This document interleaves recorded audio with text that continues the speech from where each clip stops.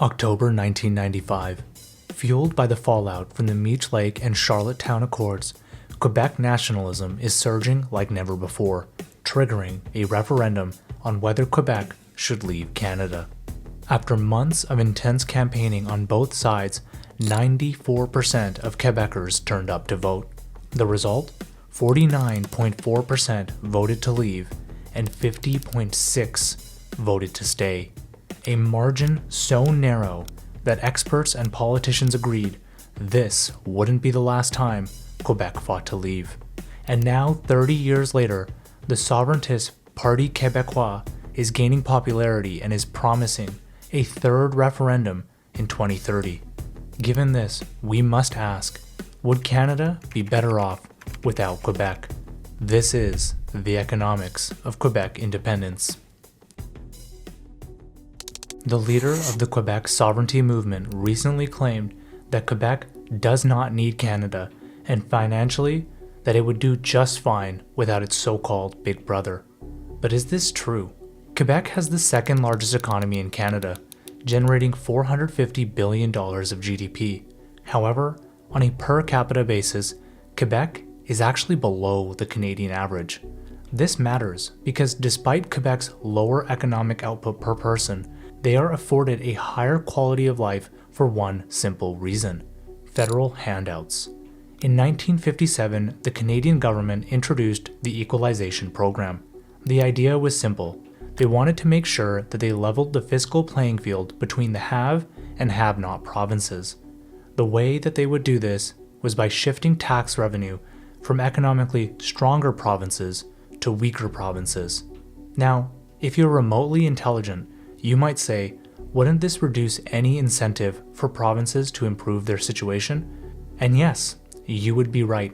Since 1957, Quebec has received equalization payments 68 years in a row.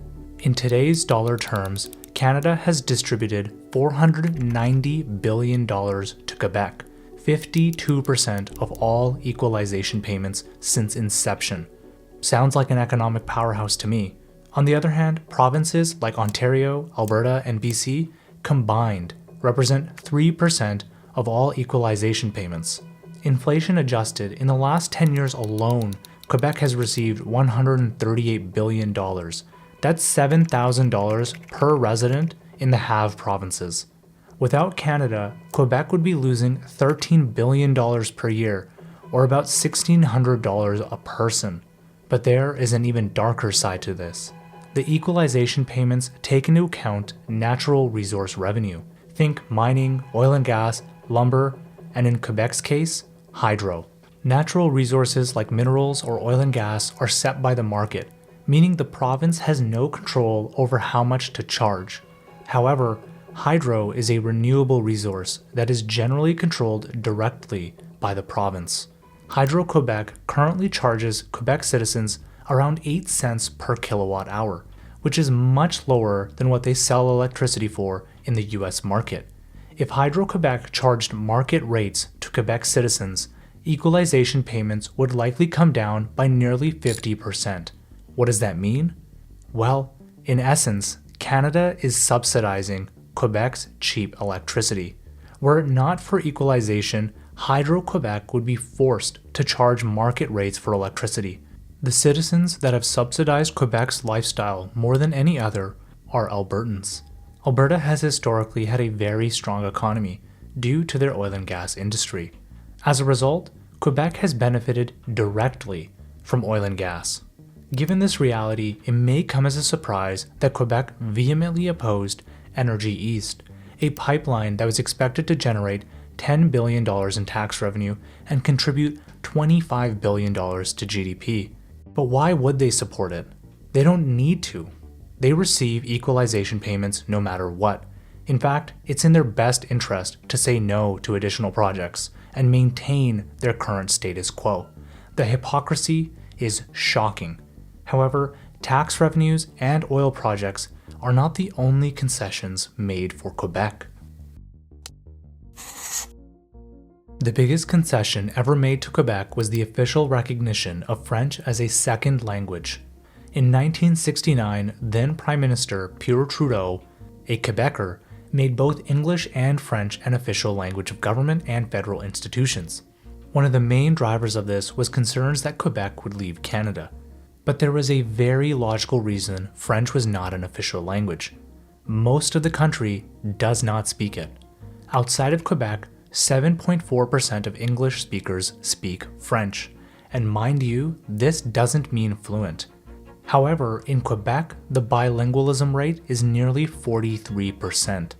On top of this, even though the government puts significant resources into preserving the French language, since 1979, the percentage of first-generation French speakers outside Quebec has nearly halved, shrinking from 6.1% to just 3.5%. If you look at Ontario, for instance, there are only 290,000 first-generation French speakers, but there are 587,000 and 310,000 first-generation Chinese and Punjabi speakers, respectively.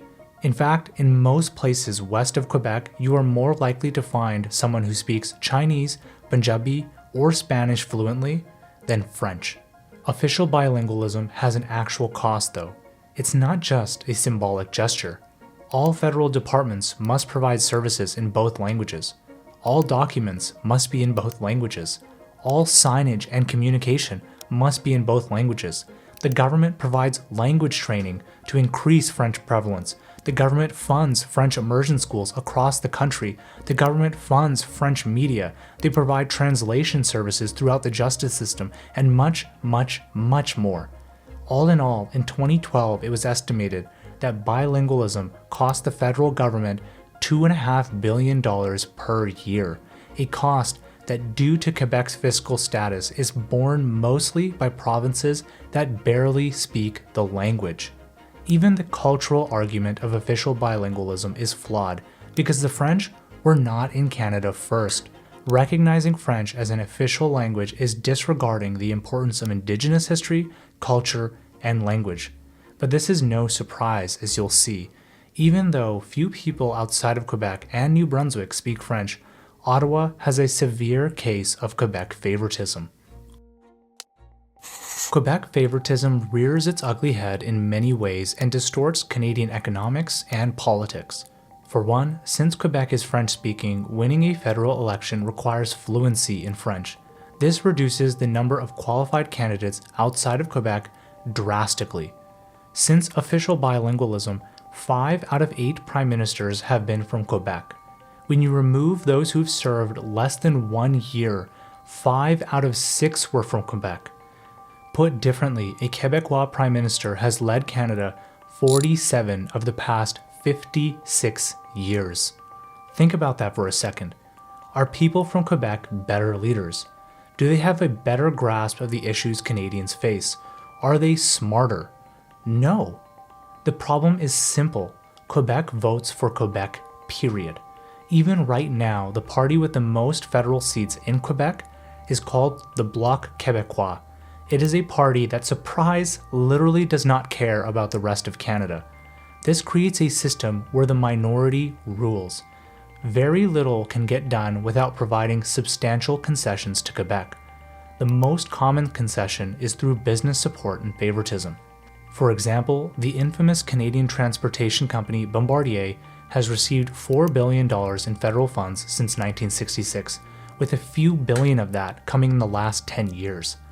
The Public Sector Pension Investment Board, which manages $243 billion for the RCMP and armed forces, is headquartered in Montreal. The Business Development Bank of Canada, which does most of its business in English and outside of Quebec, is headquartered, you guessed it, Montreal. The Canadian Space Agency, Montreal, and the list goes on. Unlike Montreal, Toronto and Vancouver don't have any major federal entities headquartered there. Why? Because they don't demand it like Quebec. To make matters even more frustrating for Canadians, Quebec receives all of this favoritism while rejecting the principal elements of the Charter of Rights and Freedoms, the Canadian equivalent to the US Bill of Rights.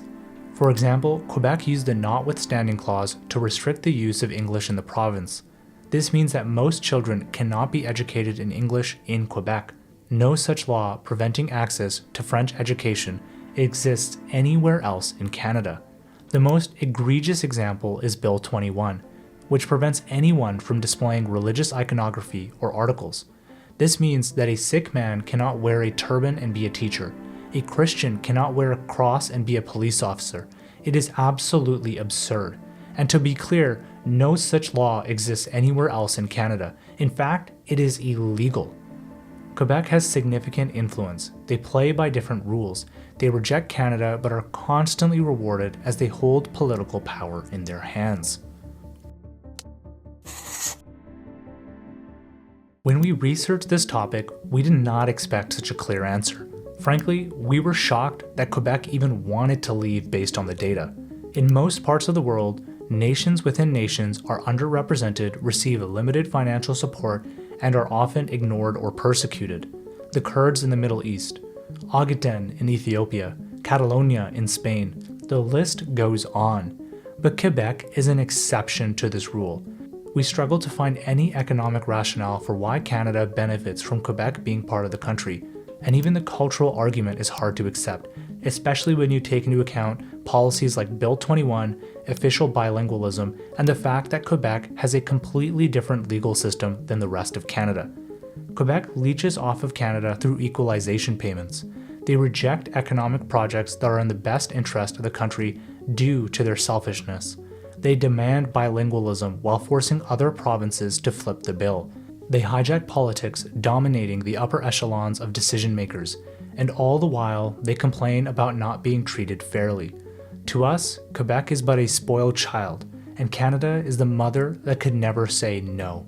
Thank you for watching. Subscribe to 2 and 20 for more on economics and politics.